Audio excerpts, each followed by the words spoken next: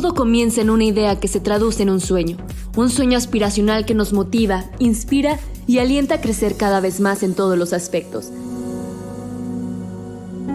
La UNLA a través de los años le ha brindado la posibilidad a diversas generaciones de encontrar no solo el éxito, sino el desarrollo personal y profesional a miles de jóvenes que han pisado los pasillos de esta alma mater. Alcanzar logros más allá de lo académico, deportivo o cultural nutren nuestro espíritu competitivo y nos preparan para una sociedad globalizada que año con año cambia perspectivas, paradigmas y circunstancias. Con la pasión de ser potro, nos enrolamos y enfundamos la casaca de la agilidad, inteligencia, valentía, porque somos líderes en constante movimiento, transformando nuestros entornos, siempre enfocando nuestra energía en ser mejores. Trazamos objetivos concretos que nos permitan aprender de experiencias, trascender para superar nuestras propias expectativas y llevarnos al límite. En la Universidad Latina de América, te ayudaremos a cumplir tus metas con integridad y compromiso, lo que nos ha caracterizado a lo largo de 28 años de existencia. Tú, y solamente tú, podrás proyectar tus ideas con nosotros y ser parte de la gran comunidad UNLA.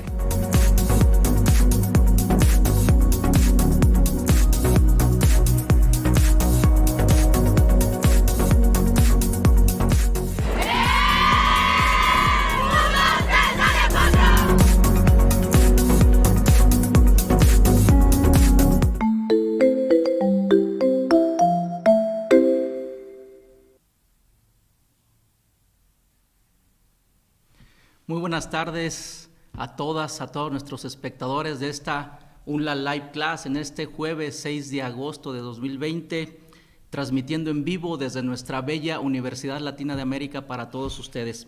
Yo soy Jesús Vivanco, soy el vicerrector académico de la universidad y voy a estar platicando con ustedes este tema tan interesante durante los siguientes 45 minutos. Sean todos bienvenidos a esta Facebook Live Class, ¿sí? La charla que voy a impartir hoy está dedicada pues a todo mundo, pero principalmente a nuestros queridos empresarios MIPYME, los micros, pequeños y medianos empresarios, que son las personas que ahorita están experimentando pues un reto muy grande con todo este contexto que estamos viviendo. Son empresarios que están resistiendo precisamente los embates económicos y que siguen día a día esforzándose por salir adelante. Con mucho cariño para todos ustedes va esta charla del día de hoy. También si eres un emprendedor, ¿verdad?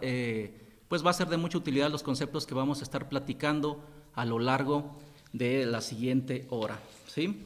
El día de hoy, ¿verdad? Vamos a explicar algunos conceptos útiles para diseñar un modelo de negocio. Actualmente existen diferentes enfoques. Si quieres la siguiente, actualmente, como les decía, existen diferentes enfoques para diseñar modelos de negocio, diferentes técnicas, entre las que podemos mencionar. Esta es una de muchas, el Business Model Canvas. Está también el Business Life Model de Santiago Restrepo, el Canvas de la empresa IDEO, ¿verdad? La metodología ESO del señor Lim, entre muchos otros, pero yo quiero que el día de hoy conozcas una, que es el Business Model Canvas. ¿Por qué razón? Porque es la más utilizada, es la más famosa y es la que ha demostrado, ¿verdad?, mucha utilidad para diferentes practicantes alrededor del mundo, ¿sí? ¿Qué conceptos vamos a explorar el día de hoy? Pues primero, ¿qué es un modelo de negocio? ¿Sí? ¿A qué nos referimos cuando estamos hablando de modelo de negocio? Segundo, ese concepto de valor. Todos hemos escuchado, ¿verdad?, frases como es que es necesario agregar valor, el valor es lo que nos hace diferentes, etcétera, etcétera, pero ese concepto de pronto resulta un tanto ambiguo, ¿verdad?, dependiendo de con quién hables. Entonces aquí vamos a dar un marco conceptual precisamente de lo que valor significa o de las dimensiones que tiene el valor para poder partir de una base más homogénea, ¿sí? Vamos a hablar también de segmentos de mercado que son muy importantes, porque es necesario que tú realices un ejercicio de segmentación de mercado y que tengas claro quiénes son tus clientes o quiénes son esas personas, ¿verdad?, a las que vas a estar sirviendo. Y finalmente vamos a hablar de cómo se diseña una propuesta de valor, a dar algunos elementos precisamente para que tú puedas construir o diseñar mejor eso que llamamos propuesta de valor. Bueno, ya entrando en materia, ¿qué es un canvas? ¿Sí? Para no confundirnos. Un canvas realmente es una palabra en inglés que significa lienzo, y es un lienzo tal cual estás viendo aquí, es un lienzo de pintor. Es ese cuadro, ¿verdad?, con esa tela engrapada en la que un pintor elabora precisamente su obra de arte o está plasmando los colores y está actuando precisamente como todo un artista. Entonces, eso es un canvas, ¿verdad? Sin embargo, en el mundo de las empresas, y más que muy importante la administración, cuando estamos hablando de un canvas, se hace alusión a una plantilla de la misma manera en que usa un pintor, ¿verdad?, su canvas para hacer un cuadro. Los empresarios, los emprendedores también utilizan un canvas, pero es un canvas muy peculiar, diseñado precisamente para que tú puedas plasmar lo que es un modelo de negocio. Entonces, cuando hablamos de un canvas en el ámbito administrativo, estamos hablando de una plantilla que se usa para diseñar o mapear de manera visual un modelo de negocio. De la misma manera que el pintor hace su pintura, ¿verdad?, nosotros en el ámbito de los negocios o de la administración elaboramos nuestro modelo de negocio. Y en esta charla vamos a hablar del canvas propuesto por el señor Alexander Osterwalder, al que se le conoce comúnmente como Business Model Canvas, ¿sí? Este modelo del Business Model Canvas fue inicialmente propuesto por un estudiante de doctorado que se llama Alexander Osterwalder, que ese es el que estás viendo en tu pantalla, y lo plasma en su tesis doctoral del 2004 que se llamó The Business Model Ontology, ¿sí? Es decir, la ontología de los modelos de negocio. Ontología es esa ciencia metafísica o esa parte de la metafísica que se encarga de estudiar lo que hay y la interrelación de esas partes, ¿verdad?, sobre lo que hay, ¿sí? Entonces, este estudiante de doctorado se pone a estudiar los diferentes planteamientos que había en términos de modelo de negocio, y en 2010, ¿verdad?, producto de esa tesis, saca al mercado un libro que se llama Business Model Generation, ¿sí? Los autores son precisamente el estudiante de Osterwalder, que valga la pena decir, estaba estudiando en la escuela HEC de París, una de las mejores escuelas de negocios del mundo, y se asocia con esta otra persona que se llama Yves Pigneur, ¿verdad? Él es un diseñador gráfico. Entonces observen la mezcla de un experto en negocios con un diseñador gráfico para precisamente plantear una herramienta útil, ¿sí?, que nos permita desde el ámbito empresarial diseñar mejor los modelos de negocio. Les comentaba, ¿por qué sale esto? ¿Por qué se alía un diseñador con una persona experta en negocios? Pues básicamente porque en el ámbito empresarial, ¿verdad?, se empezaron a dar cuenta que la creatividad y la capacidad de innovar resultaba potenciada si se usaban técnicas propias de los ámbitos artísticos, ¿sí? Y es por eso que se empiezan a adquirir diferentes o asumir, adoptar diferentes técnicas de ese ámbito artístico, ¿verdad?, pero ahora aplicadas a los ámbitos empresariales que eran mucho más cuantitativos. Entonces, al ver lo visual, los gerentes tienen una manera de poder abordar los retos empresariales relacionados precisamente con la operación del negocio de una manera más efectiva. Dice Alexander Osterwalder y el señor Pigneur de manera muy humilde, ¿verdad?, que realmente ellos son los autores o los coordinadores principales, pero en realidad atrás de su libro hay más de 473 practicantes de diferentes industrias en 45 países. ¿Qué quiere decir o qué quiero decir con esto? Osterwalder entrevistó a 473 practicantes, ojo, no académicos, no estudiosos, entrevistó a gerentes, altos ejecutivos, ¿verdad?, subgerentes, directivos, que le decían lo que realmente estaba sucediendo o cómo hacían los planteamientos ellos en su quehacer cotidiano. Entonces, la herramienta que estamos presentando, ¿verdad?, no es un invento chafa, como podríamos decir, es una técnica que ha demostrado durante los últimos 10 años su gran, precisamente, utilidad y su aplicación muy sencilla y muy simple y que te puede hacer la diferencia al momento de estar trabajando.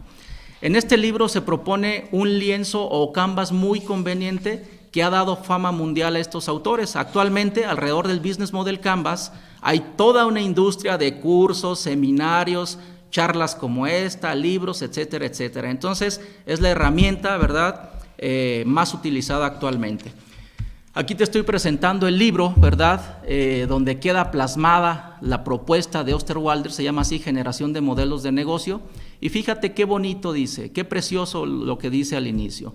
Tiene en sus manos una guía práctica dirigida a visionarios, a personas con ganas de asumir nuevos retos, que luchan por dejar atrás modelos de negocio anticuados para diseñar las empresas del futuro.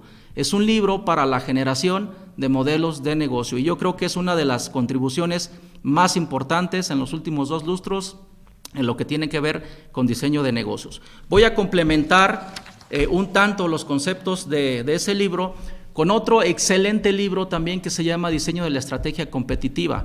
El libro de Osterwalder habla en lo general y este libro, ¿verdad?, de pronto sí se mete un poco más a profundidad en los conceptos que son el cimiento para lo que Osterwalder está planteando.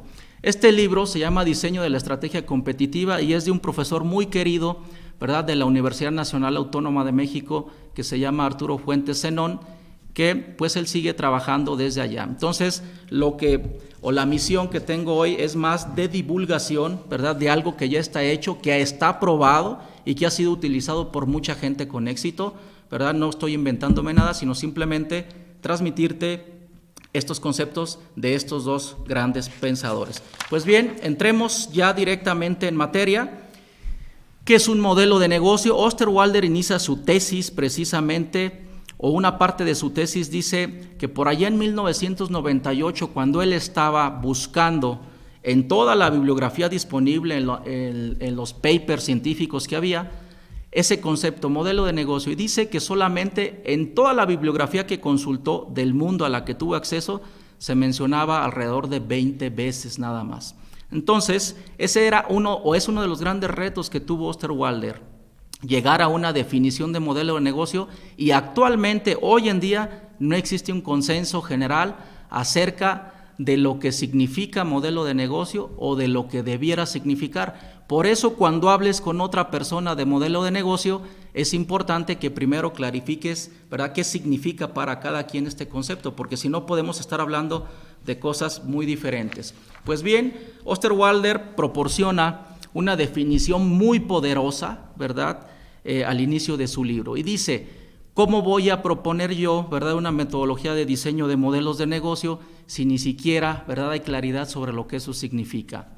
Y proporciona la siguiente definición: es concisa, contundente y, repito, muy poderosa. De hecho, si tú te vas el día de hoy de esta charla con solamente esta definición en tu cabeza, créeme que has ganado muchísimo, ¿sí? Dice Osterwalder: un modelo de negocio describe la lógica de cómo una organización crea, entrega y captura valor. Fíjate bien, cómo una organización crea, ¿sí?, algo valioso para alguien, lo creo. ¿Cómo hago para hacer llegar esa cosa valiosa a alguien que le interese? Y cómo capturo valor, ¿verdad?, de esa persona o de ese cliente o de ese grupo de clientes al que les estoy llegando a hacer la propuesta de valor. Entonces, es la forma en que una organización crea, entrega y captura valor. Y aquí el concepto, ¿verdad?, medular es precisamente el concepto de valor. Voy a permitirme, ¿verdad?, simplificar mucho algunas definiciones, porque la intención de todo esto es que la charla de hoy resulte de utilidad práctica a la gente que está en la operación. Entonces, de antemano les pido comprensión a los versados, a los gurús de estas materias, de estos campos, pero repito, pues la charla está dedicada a mis queridos empresarios MIPYME que tanto admiro, ¿verdad? Entonces, ¿qué es valor? Pues podríamos decir que es algo por lo que vale la pena dar algo a cambio. Algo por lo que vale la pena dar otra cosa a cambio, llámese dinero, llámese esfuerzo, llámese tiempo, llámese una combinación de esas tres cosas o de más cosas, ¿sí? Entonces, valor es algo, ¿verdad?, por lo que vale la pena que tú pagues, que realices un esfuerzo, que inviertas tiempo, etcétera, ¿sí?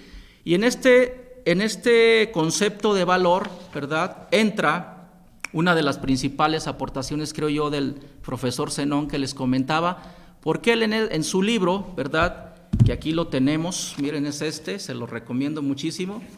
En este libro, ¿verdad?, Zenón hace un análisis precisamente de lo que significa valor para él, y este es un aporte muy interesante. Y él llega a una conclusión, dice, el valor creo que tiene dimensiones, y esas dimensiones deben ser comprendidas precisamente porque es un conjunto de cosas, no es un valor absoluto. Y se hace la pregunta, ¿qué hace más valioso a un producto o servicio? Y plantea lo siguiente, dice, el valor que percibe un cliente está dado por el conjunto de beneficios, ¿verdad?, que ese cliente está percibiendo. Y a cambio, ¿verdad?, de ese conjunto de beneficios está dispuesto a pagar un precio y a realizar cierto esfuerzo, como se ve ahí en la gráfica, en la imagen que estás viendo, ¿sí? Por esfuerzo nos referimos a tiempo, molestias, desgaste psíquico, costos asociados, etcétera, desplazamientos, pararte temprano, qué sé yo, formarte en una fila, etcétera, ¿sí? Dice también Zenón que hay, ¿verdad?, el precio tiene una función un tanto ambigua a veces, porque hay cierto grupo de clientes o ciertas personas que tiende a asociar el precio, ¿verdad?, con mayor calidad o con mayor, digamos, funcionalidad, ¿sí? Entonces tenemos en esta ecuación el precio de los dos lados, ¿sí? Y eso es importante que lo tomemos en cuenta, porque el precio puede afectar el valor percibido del cliente en la medida que ese cliente lo relaciona con la imagen o con la calidad de ese producto o servicio que estamos hablando.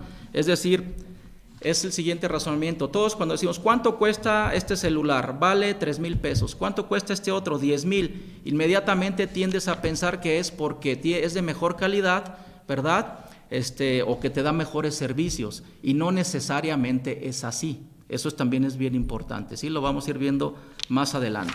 Muy bien, pues en su planteamiento, ¿verdad?, el profesor Zenón nos dice que nosotros podemos, ¿verdad?, disminuir o incluso eliminar el esfuerzo que realiza el cliente si agregamos servicios, ¿verdad?, de la parte izquierda, ¿sí? Entonces, esto, ¿verdad?, nos lleva a la siguiente ecuación, esta que está aquí. El valor percibido por el cliente es la suma, ¿verdad?, de la calidad del servicio y de la imagen, ¿verdad?, que está transmitiendo aquello que queremos adquirir. Entonces, para lograr un mayor valor, nosotros podemos realzar la imagen, es decir, invertirle en la imagen, elevar la calidad del producto o añadir servicios. ¿Por qué? Porque eso aumenta el valor percibido por el cliente en la medida también que disminuye los esfuerzos necesarios para que el cliente lo adquiera. Dice también la teoría economicista que no va a haber transacción comercial si el cliente no está seguro que aquello por lo que está pagando vale más, ¿verdad?, que el precio y el esfuerzo que está realizando. Entonces debemos estar seguros precisamente de ello. Pues bien, en esta ecuación, ¿verdad?, a la suma de la calidad o de estos factores, calidad más servicio, se le llama valor real, y a la cuestión de la imagen se le llama valor de señal. La suma de esas tres cosas, calidad más servicio más imagen, valor real más valor de señal, nos dan el valor total o el valor percibido por el cliente. Y yo quiero que veas aquí estos dos triángulos, ¿verdad?, donde estoy representando dos productos, el producto A y el producto B, en azul, ¿verdad?, y en amarillo anaranjado el segundo. Fíjate, de tu lado izquierdo está el eje de las Y's, ¿verdad? Ese es el valor percibido por el cliente, o el tamaño del valor percibido por el cliente. El producto A, si te fijas, tiene mayor calidad y digamos mayor servicio que el producto B, pero tiene una imagen un poco cuidada, por decirlo de alguna manera. El producto B pues es inferior en términos de servicio y calidad, pero tiene una imagen bien cuidada. Y esto nos lleva al siguiente fenómeno. El cliente percibe el valor total. Es difícil o muy difícil que sea capaz de desmenuzar ese valor de señal que le llega y ese valor real en sus componentes, ¿verdad? Percibe todo como un conjunto. Entonces, aun cuando el producto B es inferior en cuanto a servicio y calidad, el valor total es más alto. ¿Qué quiere decir esto? Aquí llegamos al tip número 1. En el mercado no gana el producto o servicio que tenga la mejor calidad, ¿verdad? Sino aquel que genera el mayor valor percibido por un cliente. Entonces, un producto o servicio, ¿verdad?, superior, pero con un manejo pobre de imagen, pues puede quedar debajo de un producto o servicio inferior, pero con una imagen muy cuidada. Entonces, lo que tú debes hacer como empresario, como persona de negocios, es ver cuál es la combinación, ¿verdad?, más conveniente de acuerdo al segmento de clientes al que estás orientado, ¿sí? Entonces, eso es bien importante. Recuerda, valor real más valor de señal es igual al valor total. Y el cliente percibe el valor percibido como un todo, es un todo, no lo desmenuza en sus componentes, y aquí es donde tú puedes jugar mucho con esas tres variables que acabo de ponerte ahí.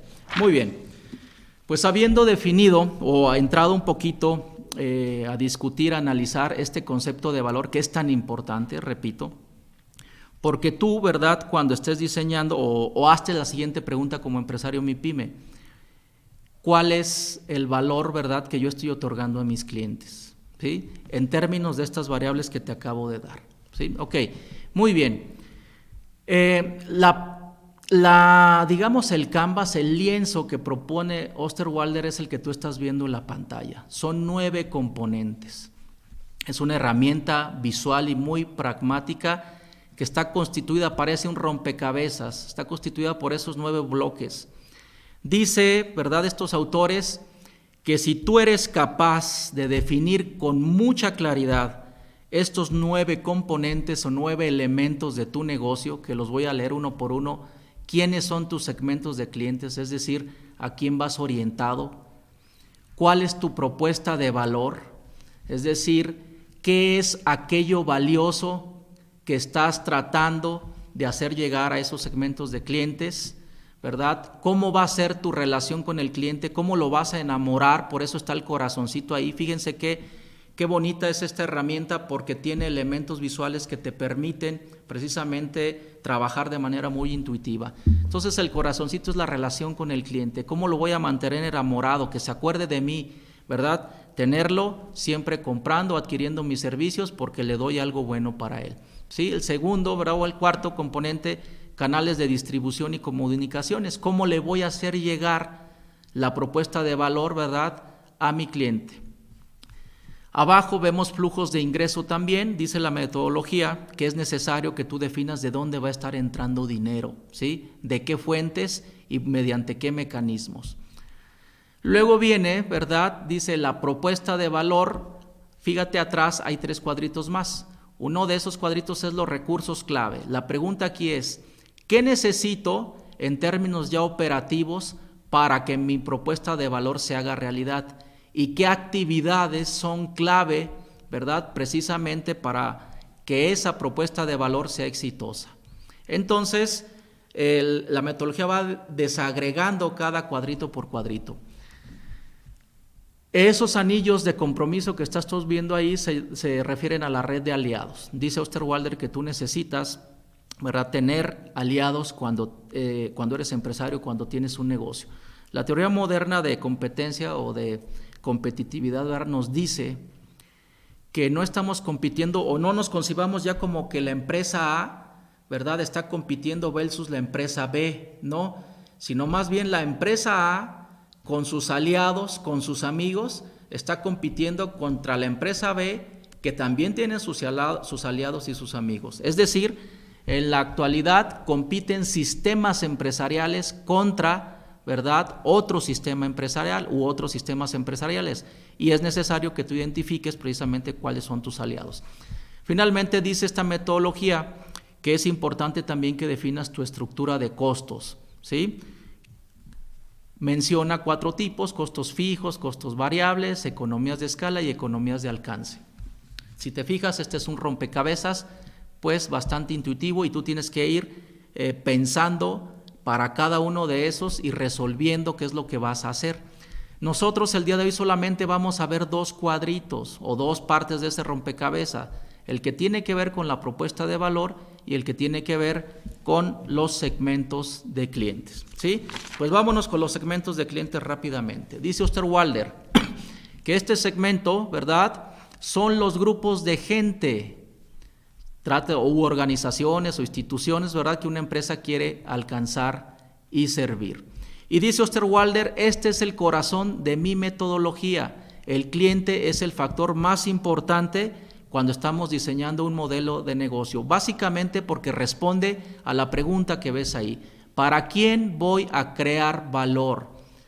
¿Quién va a adquirir ese algo valioso y me va a permitir a mí capturar valor? Y al capturar valor, pues puedo sobrevivir como, ¿verdad?, sistema empresarial. Entonces, ¿para quién voy a crear valor? Y para poder responder bien esa pregunta, entramos, ¿verdad?, en uno de los temas clásicos de la mercadotecnia, que es precisamente la segmentación de mercado. Y en resumen, dice pues la teoría del marketing, ¿verdad?, que las necesidades de los compradores no son uniformes en su manera de satisfacerlas. Ojo, desde aquí llevamos conceptos importantes. Las necesidades de los compradores no son uniformes en su manera de satisfacerlas. Como seres humanos todos somos diferentes, somos únicos y tenemos, ¿verdad?, diferentes aspiraciones, diferentes gustos y buscamos cosas distintas a los demás. En algunas nos parecemos, pero en otras somos bien diferentes. Entonces, esto, ¿verdad?, nos lleva, como decía, a uno de los temas clásicos de la mercadotecnia, que es la segmentación de mercados. ¿Y cómo podemos definir un segmento de mercado? Pues podríamos decir que es un espacio en los que la demanda guarda cierta similitud. Por ejemplo, yo estoy poniendo ahí una imagen, ¿verdad? Si a ti te gusta el refresco, pues hay una enorme gama de refrescos: Dr. Pepper, Jarrito, Pepsi, Chivacola. Chivacola es muy famosa por allá en la península de Yucatán, se toma muchísimo, ¿verdad? Y aquí en Morelia yo no he visto alguna. A eso es a lo que nos referimos precisamente cuando hablamos, ¿verdad?, de que hay diferentes gustos y preferencias en los clientes. Entonces, el ejercicio de segmentación, ¿verdad?, es importante aclarar que es una abstracción. Cuando nosotros estamos segmentando, estamos haciendo un ejercicio de abstracción, es decir, es un esfuerzo mental. En la realidad no estamos partiendo las cosas como yo te estoy ejemplificando, ¿verdad?, en esta imagen. No, es un ejercicio de abstracción y por tanto, ¿verdad?, requiere cierta técnica, pero como todo en marketing, la mitad es técnica y la mitad ¿qué? Es un arte que ya depende de cada persona que esté realizando los ejercicios. Lo que debe de quedarte claro es que yo, a partir de ese ejercicio de abstracción, ¿verdad?, parto de manera imaginaria el mercado y agrupo, ¿verdad?, gente que tiene las mismas preferencias, los mismos gustos, ¿verdad?, y a eso le llamo segmento de mercado. Pues bien, existen muchísimos métodos de segmentación. Hay unos librotes así de gruesos, ¿verdad?, aquí en la biblioteca de la UNLA, y si eres estudiante de mercadotecnia, o fuiste estudiante o has estado en ese campo, pues sabrás que incluso se lleva durante varios semestres en algunas licenciaturas, ¿sí? Pero Zenón hace un planteamiento muy interesante. Dice, aun cuando hay una enorme gama de métodos de segmentación, y esa enorme gama se deriva, ojo, porque recuerden, mercadotecnia es mitad técnica, mitad arte, ¿sí?, y el arte es muy propio, ¿verdad?, de las personas. Aun cuando hay una enorme gama de métodos de segmentación, nosotros podemos identificar ciertos patrones que nos permiten generar 3 grandes categorías, ¿sí? La primera de ellas son las tipologías, la segunda es el método analítico y la tercera es por grupo de productos. Las tipologías, ¿verdad?, se refiere a una misma manera de ser de ciertos clientes, de ciertas personas. Por ejemplo, cuando decimos es que los millennials son muy de cierta manera, es que los baby boomers, ¿verdad?, son de esta otra manera, ¿sí? Es que los nerds, ¿verdad?, son de esta manera. Los cholos, ¿verdad?, se comportan de esta manera. Entonces, cuando estás hablando, ¿verdad?, de ese tipo de manera de ser, estás haciendo tipologías y esa es una manera de segmentar el mercado. Entonces, tú puedes pensar en términos de tipologías. El segundo método, que es el método analítico, es el con el que estamos más familiarizados, el que utiliza variables demográficas, psicográficas, geográficas, etcétera. Es cuando hablamos de mi negocio está orientado a personas de 25 a 45 años, de personalidad atrevida, que tienen cierto poder adquisitivo, es decir, están en el nivel socioeconómico AB, etcétera. ¿Sí? Entonces es el más común y con el que estamos más familiarizados. Y hay un tercero que podríamos llamarle por grupo de productos. No voy a ahondar en los dos primeros, pero me parece que vale la pena ahondar en este tercero por grupo de productos, porque yo he visto que en la práctica resulta, ¿verdad?, muy fácil para los empresarios MIPYME utilizar o darse una idea de lo que hay en el mercado partiendo de esta base, que es como una segmentación inversa, ¿sí? Entonces, dice, como los requerimientos de los distintos segmentos o los gustos y preferencias no son uniformes, ¿verdad?, a cada segmento le asocias productos con características particulares. Y este hecho, ¿verdad?, de que digas, a ver, a ese grupo de gente, ¿qué consume? O todos los que consumen Chiva Cola, ¿cómo son? Más o menos, ¿verdad? De entrada, yo te acabo de comentar, la Chiva Cola se consume muchísimo en la península de Yucatán. Entonces, cuando hablemos, ¿cómo es el que consume Chiva Cola? Inmediatamente podrías pensar, pues seguramente vive en Campeche, Quintana Roo o Yucatán, o hay altas probabilidades que se dé allá, ¿sí? Bueno, rápidamente, ¿cómo es esta técnica?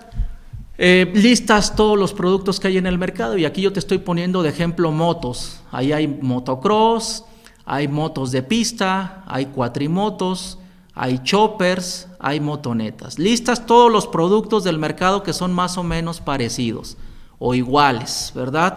Y una vez que los tienes listados, ¿verdad?, lo que haces es formar grupos de productos similares. Entonces ahí está, cuatrimotos, motocross, pista, chopper. Y luego dices, ¿verdad?, te haces la siguiente pregunta, ¿qué parte del mercado o cómo es la gente o esos clientes, ¿verdad?, que adquieren uno u otro producto o servicio? En este caso, la reflexión es la siguiente, o el proceso es el siguiente. Si yo te preguntara, bueno, ya sabes que en el mercado hay motos tipo motocross, hay de pista, hay cuatrimotos, hay motonetas, hay chopper. Ahora pregúntate cómo crees que sean las personas que andan arriba de una chopper. Estoy seguro que inmediatamente tienes idea de lo que estoy tratando de decir, ¿sí? ¿Cómo son la gente que usa motos chopper? Pues te imaginarás a algún espíritu libre, ¿verdad?, que le gusta viajar, que le gusta el campo, que le gusta rodar, que trae un chaleco, tal vez de barba, que vive la vida, etcétera, etcétera. Entonces, podemos partir de esa base para hacer una segmentación del mercado y a los empresarios MIPYME, repito, yo he notado que este método o esta gran categoría o este estilo de segmentar les resulta muy útil y más sencillo que los dos que acabo de mencionar anteriormente, ¿sí? Porque implica una indagación precisamente de lo que hay en el mercado y luego ver cómo cada producto o servicio está satisfaciendo pues diferentes personalidades o diferentes maneras de ser. Muy bien. Osterwalder dice que no hay que buscarle mucho.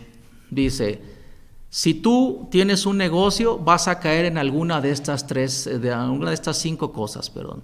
Vas a estar orientado al mercado masivo, por ejemplo, los garrafones de agua que realmente muy pocos o la marca no es tan importante para la mayoría del segmento, digamos, popular.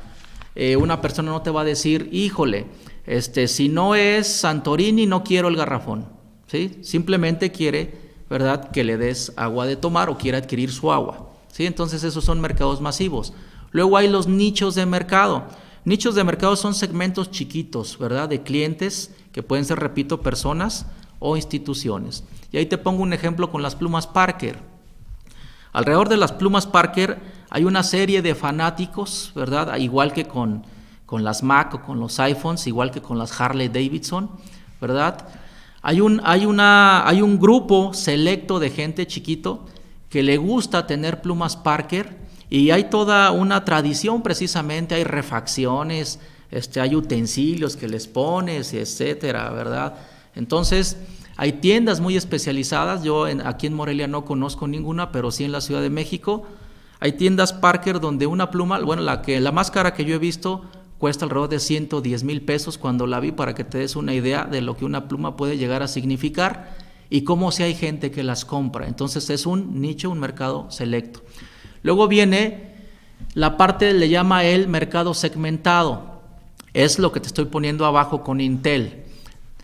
Por lo general, las empresas que son capaces de ofrecer productos diferenciados para necesidades muy diferenciadas son empresas que tienen músculo financiero, son empresas ya grandes, ¿verdad? Entonces, fíjate Intel cómo tiene una serie, ¿verdad?, de procesadores, desde el Atom, que ya prácticamente no se usa, Celeron, Pentium, Core i3, Core i5, Core i7. El Atom en su momento se diseñó solamente para navegar en la red, no te permitía pues utilizar procesadores de texto o programas como Excel, ya se trababa o era un poquito más lento, ¿verdad?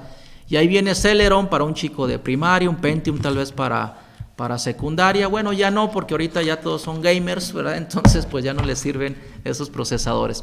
Pero así va subiendo la capacidad y la potencia del procesador hasta llegar al i7, ¿verdad? Que es ahorita, digamos, en términos de lo que use la gente común, es de los más potentes, ¿sí? Ese ya te permite incluso tener algunas aplicaciones de diseño, ¿sí? Entonces es un mercado segmentado. Yo tengo o diseño productos o servicios específicos para necesidades específicas. Luego dice, ¿verdad? Tú puedes ser diversificado, como Mercado Libre, que está ahí. Si yo te preguntara qué vende Mercado Libre, pues tal vez la respuesta sería más bien qué no vende o qué no se vende en Mercado Libre. Mercado Libre vende de todo prácticamente. Puedes encontrar desde guías de examen de admisión a una universidad, ¿verdad?, hasta casas rodantes precisamente, pasando por relojes, celulares, viajes, tipo agencia de viajes como se hace ahí, anillos, etcétera, etcétera, etcétera. Ese es un mercado diversificado. Y luego dice, está uno muy interesante que le llama plataforma multilateral, como Uber y como ese buscador de ofertas que te pongo ahí. Yo creo que la mayoría de nosotros hemos tenido oportunidad de recoger ese periodiquito, por llamarle de alguna manera, que está en los Oxxos o en las tiendas de autoservicio, ¿verdad? ¿Y qué hay ahí? ¿A qué se refiere Osterwalder cuando habla de plataformas multilaterales? Dice que una plataforma multilateral, ¿verdad?, es aquella que pone en contacto dos segmentos, ¿verdad? Porque si yo te preguntara en el caso de Uber, ¿quién es el cliente de Uber o quiénes son los clientes de Uber?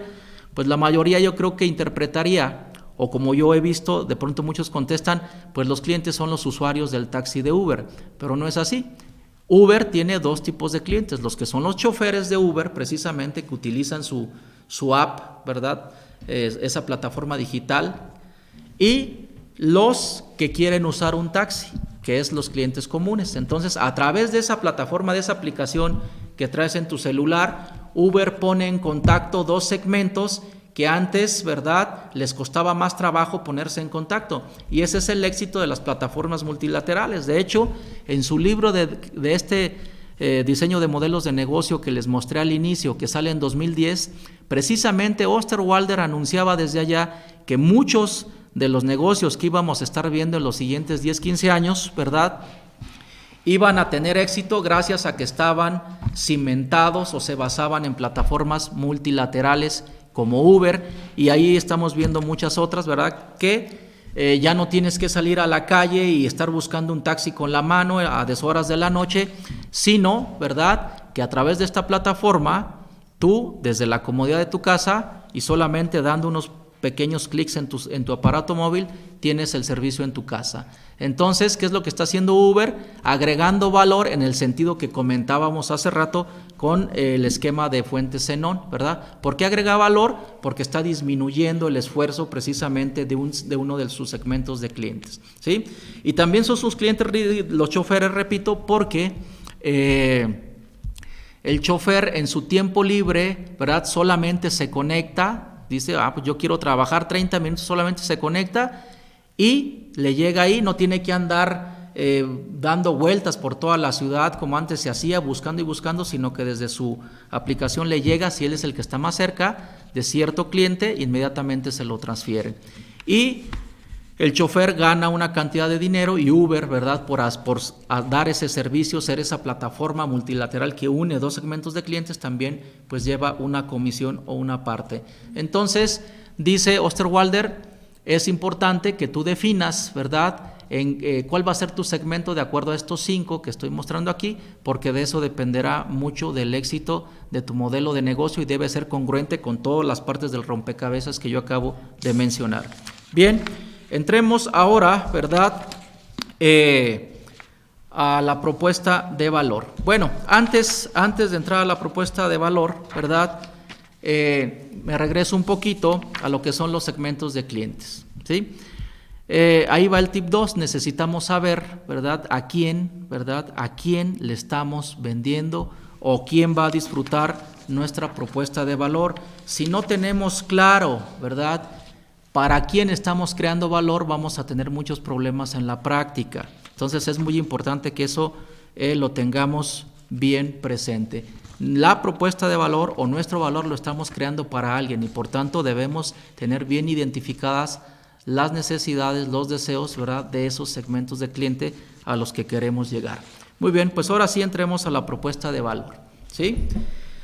¿Cómo define la propuesta de valor o cómo se define desde la perspectiva de Osterwalder y más desde la perspectiva de Arturo Fuentes Zenón? Dice, la propuesta de valor es el paquete de productos y servicios que crea valor para un segmento específico de clientes. Y yo te estoy poniendo en negritas ahí, paquete de productos y servicios. Ojo, no te estoy diciendo un producto o servicio en lo individual. Fíjate muy bien esto, porque este es otro de los grandes conceptos. Es el paquete de productos y servicios que crea valor para un segmento específico de clientes. ¿Y a qué me refiero con esto? Tienes abajo, ¿verdad?, ahí unas líneas, ¿verdad? Imagínate que en un extremo está lo que se llama producto puro y en otro extremo está lo que podríamos llamar servicios puros, ¿sí? ¿A qué voy con esto? Voy a tratar de explicar con un ejemplo muy sencillo antes de entrar a esta recta. Cuando tú vas a Walmart o a cualquier otra tienda de autoservicio, Soriana o Comercial Mexicana o La Mega, la que quieras, ¿verdad? Imagínate que vas a comprar atunes, unas latas de atún.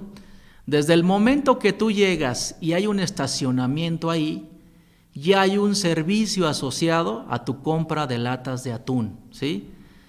En el momento que hay un elevador precisamente, ¿verdad?, para que subas a la tienda de tu servicio, ya hay un servicio ahí también asociado a tu compra de atún. En el momento que llegas a la tienda y vas entrando, agarras un carrito, ¿verdad?, que hay ahí para cargar tus latas de atún. Ya hay un producto físico asociado a tu compra principal, que son las latas de atún. Cuando llegas, ¿verdad?, al lugar donde están los atunes, pues te encuentras con la grata sorpresa de que todos están bien acomodaditos, todas las marcas en un solo pabellón. Está todo ahí listo para ti. Entonces, ¿verdad?, tú vas por unas latas de atún, pero tu compra de latas de atún implicó, ¿verdad?, el contacto con una serie de productos y con otra serie de servicios asociados precisamente a esa compra. Entonces, ¿qué quiero decir con esto? Que en la realidad no existen productos puros o servicios puros, y eso es algo que de pronto yo noto que a algunos empresarios MIPYME o algunos emprendedores les cuesta a veces trabajo comprender, porque les preguntas tú, ¿qué vendes? Y te dicen, yo vendo tacos, y así, sí, nada más tacos, sí, es lo único que vendo, tacos. No vendes tacos en la realidad solamente, en la realidad no hay productos puros o servicios puros. Voy a seguir ejemplificando con esto. Lo que más se acercaría a un producto puro, se me ocurre ahorita que algo que se acerca mucho a un producto puro es que alguien te venda aguacates directamente de la huerta y te diga, usted véngase y usted córtelos, ¿sí? Un producto puro. Pero si la persona que te está vendiendo sus aguacates, ¿verdad?, cuando vas entrando te dice, lleves esta escalera porque están altos, ya hay un producto asociado, ¿verdad?, a tu producto principal que quieres comprar, que son aguacates. Y si te dice, llévese también esta navaja o este piscador o este cortador para que tumbe el aguacate, ya hay otro producto asociado precisamente a tu compra de aguacates. Entonces, ¿verdad? La escalera te va a facilitar muchísimo bajar esos aguacates y también la forma en que los vas a cortar. Y tu experiencia como consumidor, ¿verdad? O tu percepción de ese valor total, dependerá no solamente de que el aguacate esté bueno, grandote, ¿verdad? Ya sazón para que te lo lleves, sino de la facilidad que tuviste para cortarlos. Es decir, la experiencia de cortar esos aguacates pudo haber sido buena si la escalera estaba bien y el cortador estaba bien, o pudo haber sido mala si esas dos cosas fallan, aun cuando no tengan que ver con la calidad del aguacate que vas a comprar. A eso nos referimos con paquete de productos y servicios. Ejemplifico con un servicio puro. Creo que lo que más se acerca, o una de las cosas que más se acerca a un servicio puro, puede ser una cita con el psicólogo, ¿sí? El psicólogo, que es lo único que hace, escucharte, ¿verdad?, en términos de la experiencia que tú tienes con él, y ir llevando un registro de aquello pues que le estás contando, ¿sí? Pero si tú entras al consultorio del psicólogo, ¿verdad?, y ese consultorio está pegado a la calle, a una avenida donde pasan guajoloteras y camiones grandes y todo el tiempo hay un ruidal ahí, ¿verdad? Eso está afectando tu percepción del valor de la cita con el psicólogo. El psicólogo puede ser muy bueno, puede ser un profesional excelente, pero si siempre está ese mitote allá afuera, si llegas y te sientas en una silla de palo, ¿verdad?, con un clavo salido y que rechina, eso ya está afectando la percepción que tiene el cliente de tu servicio que estás dando como psicólogo. Si las paredes están todas sucias también, ¿verdad?, si tienes un escritorio bien feo ahí, todo eso afecta precisamente la experiencia que el cliente tiene. Entonces, cuando nosotros estemos diseñando la propuesta de valor, tenemos que pensar en términos del producto o servicio principal, pero también en términos de productos asociados y de servicios asociados, es decir, productos complementantes que van a hacer que nuestro producto principal brille más o sea más agradable o más deseable precisamente para nuestro cliente. Entonces, repito, cuando diseñemos valor o estemos buscando, ¿verdad?, qué valor vamos a generar para ese grupo de clientes, pensemos en términos de producto aumentado. Algunos autores le llaman así, producto aumentado, que es la suma precisamente de ese producto principal y de esos otros productos o servicios secundarios que lo complementan y que lo hacen más atractivo. Entonces, ¿verdad?, sería mucho más padre llegar con un psicólogo, tener un sillón muy cómodo, que esté aislado, donde no haya ruido, que sea un ambiente agradable, otra vez con plantitas, ¿verdad?, que tú veas que puedes tener seguridad al estar ahí. Sería también más padre, ¿verdad?, llegar a la huerta de aguacates, que te presten una cuatrimoto, una escalera confiable y un gancho para cortar tus aguacates. Entonces, tú vas a una cita con el psicólogo, ¿verdad?, vas a comprar aguacates, vas por tus atunes, pero en la realidad hay una serie de productos y servicios asociados, y cuando diseñes esa propuesta de valor, piensa en términos de todo lo que tienes que hacer también para embellecerla. No solamente digas vendo tacos, ¿sí?, como les acabo de decir, ¿no?, ¿verdad?, sino hay más cosas que hay que tomar en cuenta. Entonces, tip 3, cuando diseñes tu propuesta de valor, piensa en términos de producto o servicio aumentado, ¿sí? Y aquí dice Osterwalder que tu propuesta de valor va a caer en alguna de estas categorías que tenemos aquí, que sea novedoso, que tenga buen desempeño. Nos da el acordeón, pues, que esté personalizado, que haga bien el trabajo, que tenga un buen diseño, marca, estatus, precio, reducción de costos, que ayude a reducir riesgos, que sea accesible, conveniencia, usabilidad, etcétera. Cuando estemos diseñando la propuesta de valor, ¿verdad?, hay 3 preguntas clave que nos ayudan precisamente para hacerlo mejor. ¿Qué problema estamos ayudando a resolver? ¿Qué necesidad estamos satisfaciendo? Y a través de qué mezcla de productos y servicios lo podemos hacer en términos de producto aumentado. Y ahí, por ejemplo, te puse 3 grandes marcas, ¿verdad? En el caso de Hugo Boss, la propuesta de valor, pues seguramente está en la parte de marca y estatus la mayor. Dice Osterwalder, ¿verdad?, que vas a caer en alguna de estas, en 2 o 3 a lo máximo. Si tú quieres ser el mejor en todo eso que está ahí, o sea, que seas el más novedoso, el de mejor desempeño personalizado, hay un problemón, ¿verdad? Es muy difícil que tú logres ser el mejor en todo. Entonces, tu propuesta de valor debe estar enfocada en algo, ¿verdad? Y ese algo, pues debe, o en algunas mezclas de estas cosas, una o 3, y esa mezcla debe ser valiosa para el segmento de clientes al que te estás orientando. Pues ya para ir cerrando, ¿verdad? Suelo poner esto en las charlas que doy, esta imagen que ven ahí, Nescafé y una cafetera, digamos, Osterícer o de cualquier otra marca. Y yo hago la pregunta, ¿son competidores? ¿Sí? Empresas de café soluble contra empresas productoras de cafetera, es decir, el café instantáneo versus la empresa que produce café instantáneo es competidora de la empresa que genera las cafeteras, ¿sí o no? Y aquí, ¿verdad?, puede haber debate y hay muchos puntos de vista de los alumnos cuando lo platicamos, pero esta imagen encierra un concepto fundamental, ¿verdad?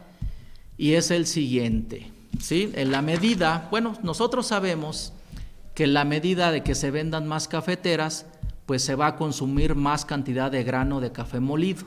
Entonces, si tú estás, ¿verdad?, consumiendo mayor café molido, es muy probable que la cantidad vendida de café soluble disminuya. ¿A qué nos referimos con esto? ¿Qué es lo que quiero transmitir? ¿Verdad? Hay diferentes maneras de satisfacer una misma necesidad, ¿sí? Muchas maneras diferentes de satisfacer una misma necesidad, y ese es el tip 4, ¿sí? Hay muchas maneras distintas, repito, de satisfacer una misma necesidad. Entonces, ¿verdad?, cuando tú estás identificando a la competencia o definiendo tu industria, tienes que hacerlo desde la parte de la necesidad o el deseo que estás satisfaciendo, porque muchas personas contestan aquí, no, las cafeteras no son competidores del Nescafé, cuando realmente sí lo son. ¿Por qué? Porque yo puedo satisfacer mi necesidad de tomarme una taza de café de esas dos maneras que estás viendo tú ahí. Me hago un café instantáneo con ese pomo de Nescafé, o me preparo, ¿verdad?, una taza de café a partir de una cafetera. Cada segmento, ¿verdad?, tendrá una preferencia diferente, pero el punto es que una taza de café se puede satisfacer de estas dos maneras distintas. Entonces, cuando yo esté identificando a la competencia o mi industria en la que estoy compitiendo, necesito, ¿verdad?, definir a mis competidores desde el lado o desde el punto de vista de la oferta, no de la demanda. Y de la oferta nos referimos, ¿verdad?, desde la demanda, me confundí, desde la demanda. Desde la demanda nos referimos a la necesidad que estamos satisfaciendo. Y esta es una correcta definición de esto, o es una claridad respecto a este tema, puede ser la diferencia entre el éxito o el fracaso, ¿sí? La necesidad que estoy satisfaciendo, y de ahí se suelta una gama, ¿verdad?, de diferentes satisfactores, ¿sí? Entonces, ahí es donde tienes que echarle creatividad como empresario MIPYME, como emprendedor, como gente de negocios. A ver, yo tengo este segmento, ¿verdad?, o tenía este segmento, estaba satisfaciendo este tipo de necesidades de esta manera. ¿Cómo puedo hacerlo de una manera diferente? Lo mismo, ¿verdad?, el mismo satisfactor en términos generales, pero ¿de qué manera? Y es donde entran los ejercicios de creatividad, ¿verdad?, y donde tú puedes hacer una gran cantidad de innovación, ¿sí? Con esto vamos cerrando, ¿verdad? Examinamos nosotros 2 grandes bloques de esta metodología que es el Business Model Canvas.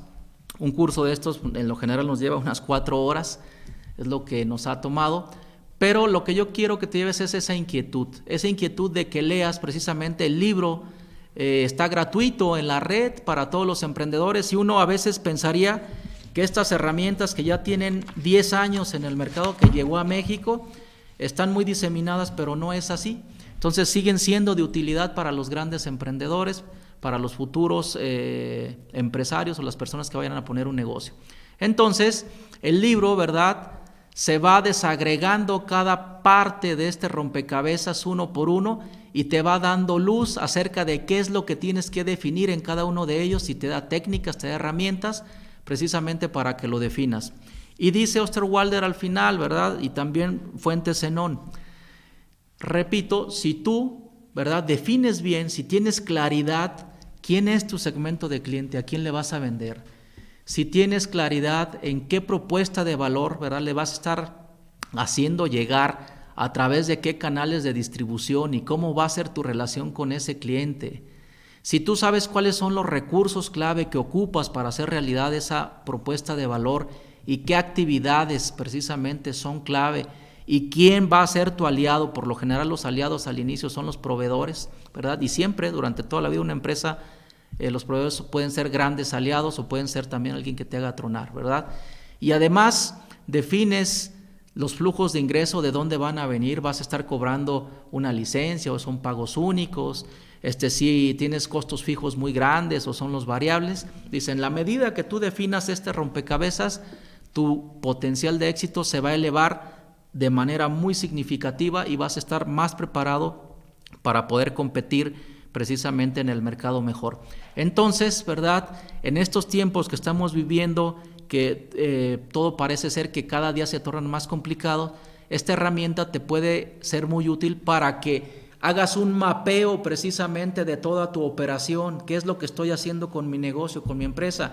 Y al hacer ese mapeo meticuloso de pieza por pieza, créeme que vas a tener, ¿verdad?, muchos mayores elementos para encontrar áreas de mejora que te permitan seguir subsistiendo allá afuera, pues repito, en este panorama tan complejo que parece que se va, que se avecina.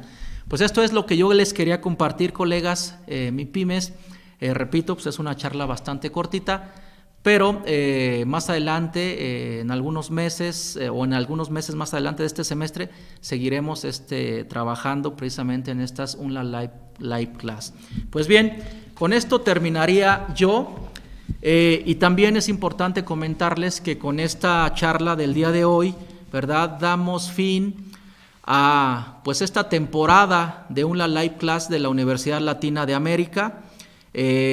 Vamos a abrir una segunda temporada por ahí, me imagino, a principios de septiembre, para que estén al pendiente, nos estén siguiendo en redes sociales, estén precisamente pues utilizando estas plataformas que ya nos permite la tecnología para seguir puliéndonos como personas, como profesionistas, porque los temas que se tocan, los que nos han estado siguiendo saben que son muy variados.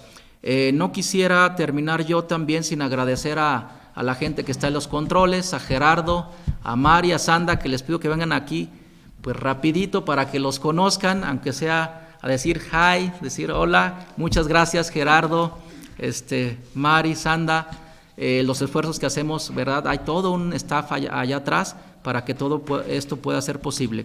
Finalmente, ¿verdad?, me gustaría recordarles que la Universidad Latina de América sigue inscribiendo alumnos. Nuestras inscripciones se cierran el día 30 de agosto para licenciatura. Bachillerato sí ya está cerrado, ya no hay cupo. El cupo se cumplió hace pues varias semanas para BIUNLA, y para BUNLA pues también hace 2 o 3 semanas. Entonces en bachillerato ya no tenemos cupo, pero en licenciatura vamos a seguir escribiendo hasta el 30 de agosto.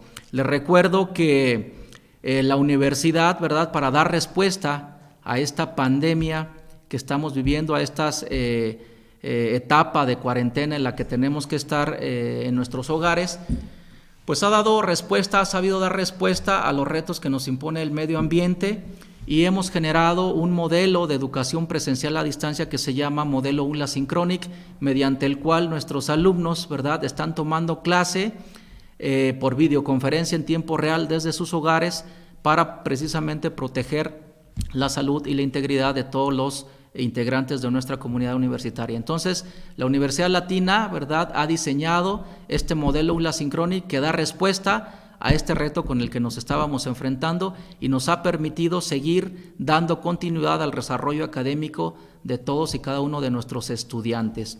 Bachillerato inició clases el lunes, ¿verdad?, a través de esta modalidad, y vamos muy bien. Entonces estamos con toda la confianza, ¿verdad?, con toda la certeza de que a partir del lunes que se integre en nuestra comunidad de licenciatura, precisamente vamos a tener las clases con el mismo nivel de calidad que se otorgaba en la modalidad presencial, porque repito, estamos mezclando dos grandes plataformas. Una es videoconferencia en tiempo real a través de la plataforma Webex y otra es un aula virtual, ¿verdad?, a través de plataforma Moodle. La combinación de estos dos, la sincronización de estos dos nos han permitido contar con una plataforma poderosa, potente, con la que estamos dando precisamente respuesta a nuestros padres de familia y a nuestros alumnos. Somos una universidad fuerte, somos una universidad propositiva y por eso seguimos aquí trabajando, ¿verdad?, y siguiendo adelante, adaptándonos a las condiciones y siendo resilientes. Los invitamos, ¿verdad?, a que se inscriban a la Universidad Latina de América. Es una elección de la que no te arrepentirás. Somos un referente educativo obligado en el estado de Michoacán y una de las mejores universidades en la región centro-occidente de este país. Entonces, pues te esperamos y con esto yo me despido. Cuídense mucho, les mandamos un abrazo, Dios los bendiga a todos, ¿verdad? Hasta luego, muchas gracias nuevamente, Mari, Jera y Sanda. Hasta luego.